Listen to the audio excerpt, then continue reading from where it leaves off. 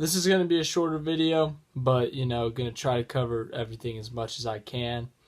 Going to get right into it. Corey Brewer, he agreed to a buyout with the Lakers, and he has signed with the Oklahoma City Thunder. He's a very good defensive player, which is what the Thunder need ever since Andre Roberson was injured after he tore something. I said it in one of my past videos, so you can find it and find out what the injury is, because I don't know. It's something in the knee.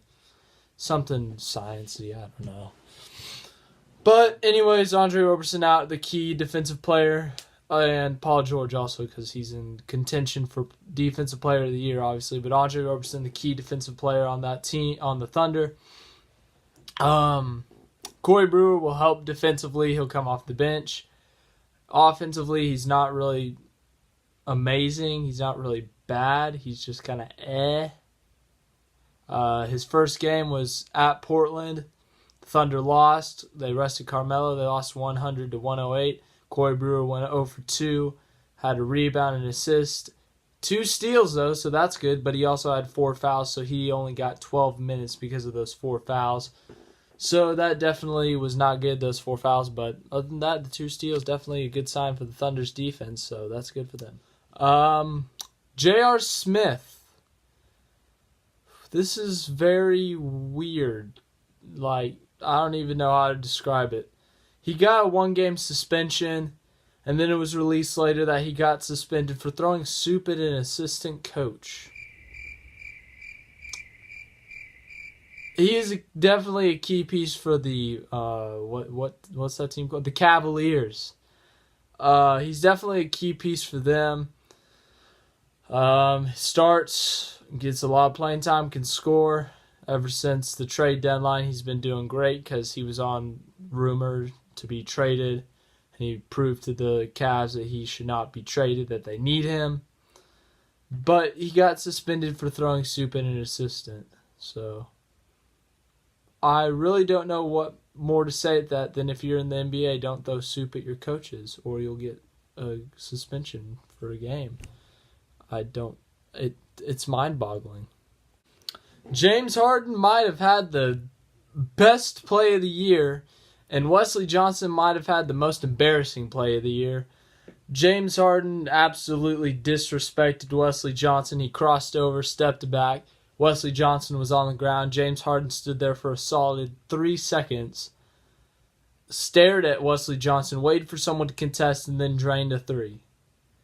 The disrespect level on a scale of 1 to 10 was like an 84. The fail by Wesley Johnson on a scale of 1 to 10, like a 36. And then the James Harden move on a scale of 1 to 10 was like a 432. It was a pretty good play for Harden. Very disrespectful just for what he did. Wesley Johnson, never going to live that down. Poor guy. Don't know much more to say on that. I'll put I'll put the link of the video in the description of this one. And just James Harden. What a move. James Harden also said that this was the year for the Rockets to win the championship. On one case, you could say he's wrong. The Golden State Warriors still exist. But on the other side, you could say, look at the Rockets, which is the side I'm on. I mean, just look at him. You got a starting point guard, Chris Paul, who's insanely talented, can score, can dish out assists, can do everything. You got James Harden, who can drop 50 whenever he wants. You got depth. You got Clint Capella at center, who's averaging a double-double, and the team's like 30-something and 1 when they have all those 3 playing. They have Ryan Anderson. They got Trevor Ariza, who can shoot threes. They got Eric Gordon off the bench, who can drain threes. They got PJ Tucker off the bench, who's a great defensive player. You got, what's his name? I can't even pronounce it. I'm going to have to Google this. I don't know his name. Number 12, he's a good player. I don't know how to pronounce his name. It's like Monte or something. I'll get back to you on that. Rockets, just an overly super good team. Depth, can shoot threes.